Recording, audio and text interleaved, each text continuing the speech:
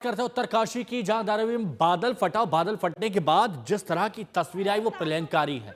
ये आप तस्वीरें देखिए, बेकाबू होकर ये सैलाब आता है और उसके बाद सब कुछ अपने साथ में बहा ले जाता है।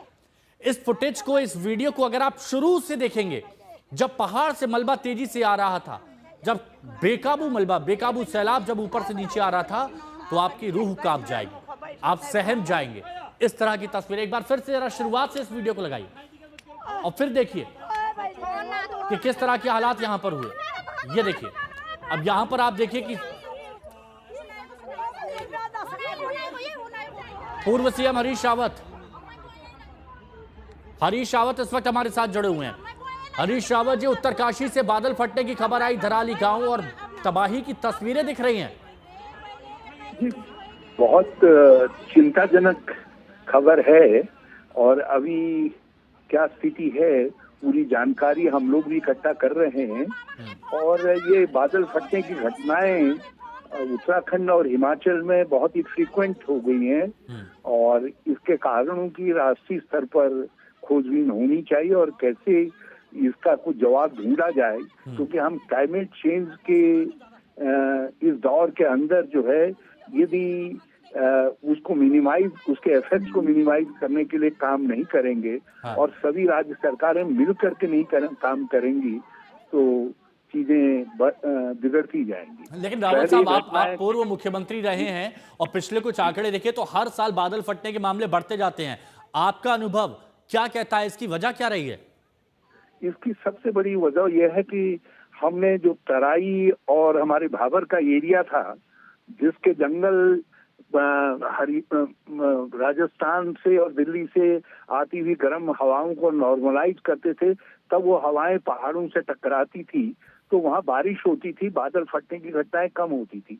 अब हमारे तराई में भी, भाबर के एरिया में भी सारे जंगल कम हो गए, हरियाली घट गई, उसकी जगह पर सीमेंट के कंक्रीट खड़े हो गए हैं और उस कारण हम हिमालय से बहुत छेड़छाड़ कर रहे हैं।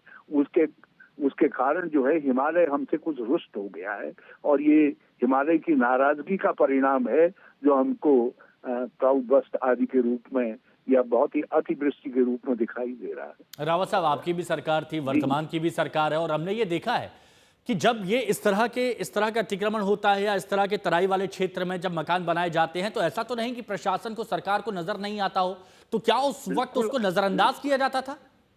बिल्कुल आता है, इसीलिए मैंने इन एरियाज में ही नहीं बल्कि सारे डिस्ट्रिक्ट मजिस्ट्रेट से कह दिया था कि कोई नई रजिस्ट्री जो है यदि आप करेंगे तो आप जिम्मेदार माने जाएंगे और आप हमारी परमिशन लीजिए, सरकार की परमिशन लीजिए। हमने एक लगभग इसको रोक दिया था, कंट्रोल कर दिया था, लेकिन 2017 के अंदर जो हमारे राज्य के अंदर कानून था जिसके अंदर 250 मीटर से ज्यादा कोई जमीन नहीं ले सकता था बाहर का व्यक्ति जो है, उस कानून को हटा दिया गया। कह दिया गया जो जितनी जमीन लेना चाहे ले ले, बल्कि उत्तर प्रदेश में तो 12 एकड़ की सीलिंग है, हमारे वहाँ वो सीलिंग भी हटा दी गई। उसका परिणाम रहा कि बिल्डर्स बहुत बड़ी संख्या में आ गए और अब रावत साहब, अभी बहुत ज्यादा जरूरत है एक मजबूत विपक्ष की और आपको वो जिम्मेदारी को निभाना होगा और सरकार को भी समझना होगा कि कितने लोगों की जान जाती है अगर इस तरह के हालात होते हैं। और शहरी विकास मंत्री प्रेमचंद अग्रवाल जी इस वक्त हमारे साथ में जुड़े हैं। प्रेमचंद जी, इस वक्त तस्वीरें उत्तरकाशी से आ रही हैं जहां धराली गांव में बादल फटा और काफी तबाही की खबर आ रही है, आपके पास जानकारी मिली? भाई साहब, दुखद स्थिति है कि आज से अभी से आधा घंटा पहले धराली एक स्थान है जो मुख्यालय से लगभग 80 किलोमीटर दूर है। हाँ। और वहाँ पे ये घटना हुई है। हालांकि वहाँ पे एसडीआरएफ, सेना, पुलिस, स्थानीय प्रशासन सब पहुंच गया है और वो सब रेस्क्यू ऑपरेशन के लिए लगातार वो प्रयास कर रहे हैं। और ये घटना चूंकि लगातार 2 दिन से बारिश बहुत तेजी से हमारे उत्तराखंड में हो रही है, तो ये घटना उसी का परिणाम है। आप लगातार संपर्क में होंगे, शुरुआती तौर पर क्या कुछ नुकसान की खबर है? देखिए, अभी कहना मुश्किल होगा क्योंकि अभी तो पहली प्राथमिकता वहाँ पे रेस्क्यू ऑपरेशन करने की है, लोगों को या जो भी लोग हैं राहत देने की पहली प्राथमिकता है। आकलन करना तो बाद का विषय है। हाँ। प्रेमचंद जी एक बात बताइए, क्योंकि अभी हमने ये देखा है कि पिछले कुछ वक्त में अगर हम आंकड़ा उठाएं तो बहुत ज्यादा ऐसे मामले बादल फटने के सामने आ गए। बादल फटता है तो नीचे तराई वाले इलाकों में अपने साथ में वो मलबा सैलाब लाता है और तबाही होती है। इसके पीछे की वजह आप क्या मानते हैं? नहीं, पहाड़ की जो भी समस्या है पहाड़ जैसी रहती है, आप जानते हैं। और पहाड़ का जो भी पानी का हो, हवा का हो, वेग हमेशा नीचे की तरफ बढ़ता है। यदि ऊपर पहाड़ पे कोई दिक्कत आएगी तो प्लेन में तो उसका अफेक्ट होगा ही स्वाभाविक रूप से। हाँ। आप ये देखिए कि अभी जैसे मैं अभी ऋषिकेश में हूँ, और ऋषिकेश में मैंने भी अपने आसपास के क्षेत्रों में ये मुआयना में कर रहा था। हाँ। और पानी जो गंगा जी का है वो बड़ी तेजी से बढ़ रहा है, क्योंकि ऊपर पहाड़ पे पानी बरस रहा है तो नीचे पानी उसका बढ़ेगा ही, उसका वेग जो है हमारे यहाँ भी बढ़ेगा। तो ये तो एक स्वाभाविक है कि नहीं, हमारे स्वाभाविक तराई है। में या लेकिन प्लेन पे प्रेमचंद जी ये सवाल मैंने उसका इसीलिए पूछा क्योंकि असर आपसे होगा। कुछ देर पहले हमारे साथ में हरीश रावत जी जुड़े थे, आपसे जस्ट पहले हरीश रावत जी जुड़े थे।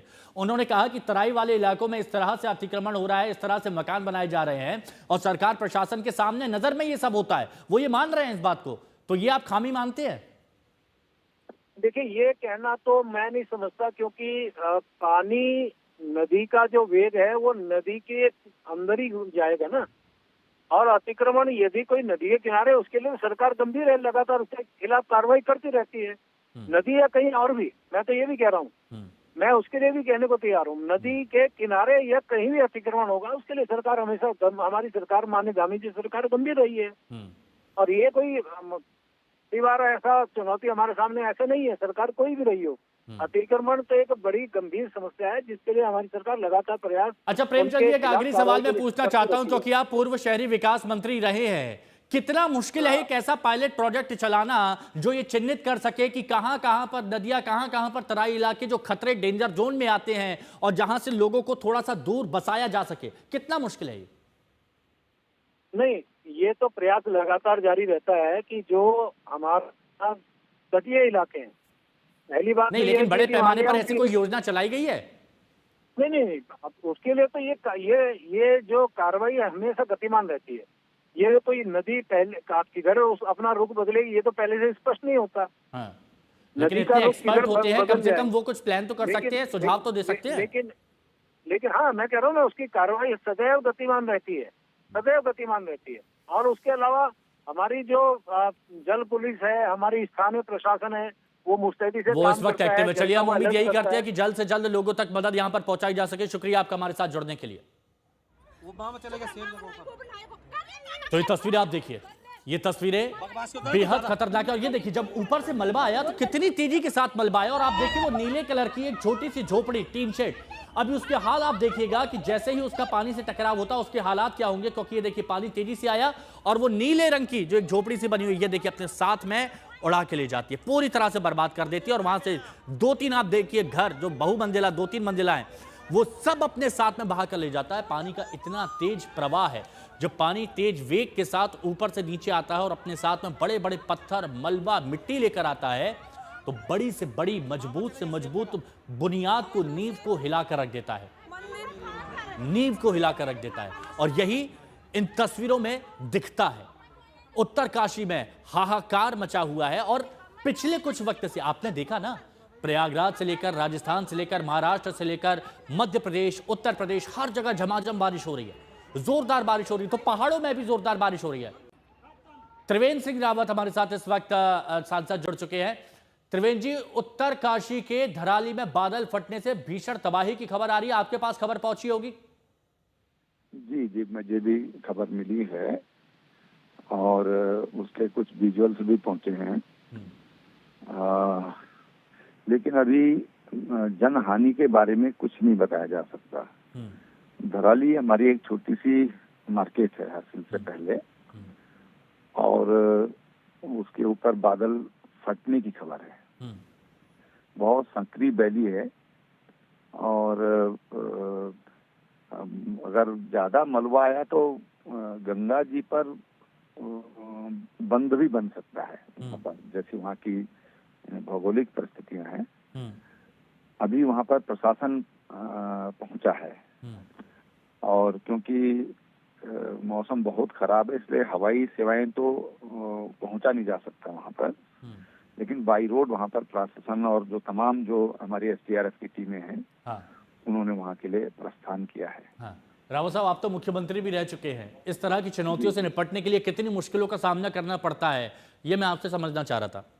देखिए, ये बहुत बड़ा चैलेंज है और जिसका पूर्वानुमान नहीं लगाया जा सकता है। हाँ।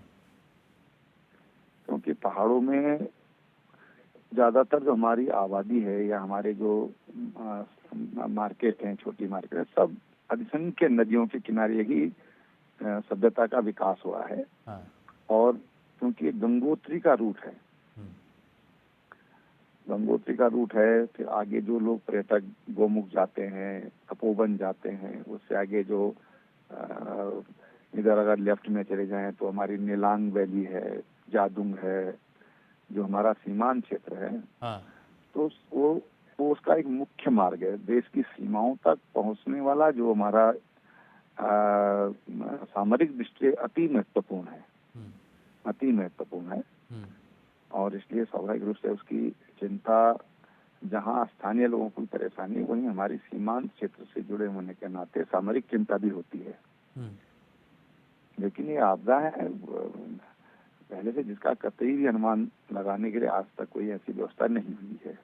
नहीं, लेकिन रावत साहब एक बात बताइए, क्योंकि हमने देखा है कि बादल फटते रहे हैं बहुत, और देवभूमि उत्तराखंड, उत्तरकाशी, ये तो ऐसी जगह है जहां पर बादल फटने से काफी नुकसान हुआ, सरकारों ने काफी बचाव काम भी किया, काफी राहत भी लोगों को पहुंचाने की कोशिश की, लेकिन कैसे सावधान रहा जा सकता है इन चुनौतियों से जो लोग किनारे पर बसे रहते हैं?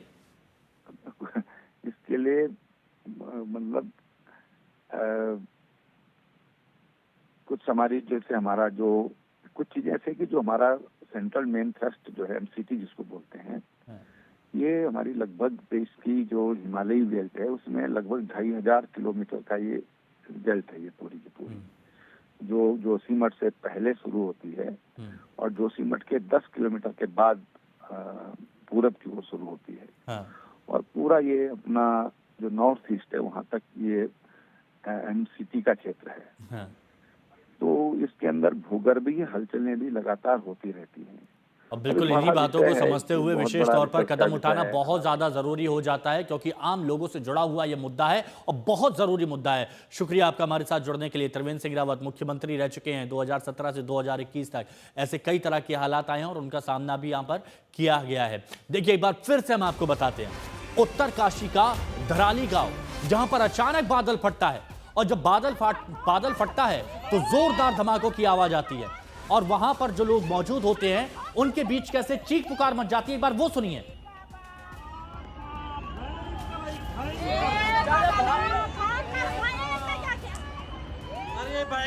जो लोग वीडियो बना रहे थे उनमें कुछ महिलाएं भी शामिल थी। कितना डर का माहौल था वो आप समझिए। अब जरा इस वीडियो को ध्यान से देखिए और इस वीडियो को एक बार जरा शुरुआत से लगाइए, और फिर हम आपको बताएंगे कि इस वीडियो का जब क्या क्या हालात होते हैं। ये देखिए, ये मलबा कितनी तेजी के साथ नीचे आ रहा है, और यहां पर आप देखिए, ये जो आप नीला घर देख रहे हैं, यहां पर जैसे ही ये वहां टकराता है उसके बाद आप हालात यहां पर देखिए कि सब अपने साथ में बहा ले जाता है। ये आप देखिए, ये यहां से बहा के लेकर गया, इधर जितने भी मकान बने हुए थे इस पूरे एरिया को ये पूरी तरह से तबाह कर देता और अपने साथ मलबे में बहा के ले जाता। इतना ही नहीं, अब इस मोड़ पर देखिए जहां पर धारा बहुत छोटी थी वहां अपने साथ में मलबा लाता और जितने भी घर यहां पर बने होते हैं सबको भारी नुकसान पहुंचा है।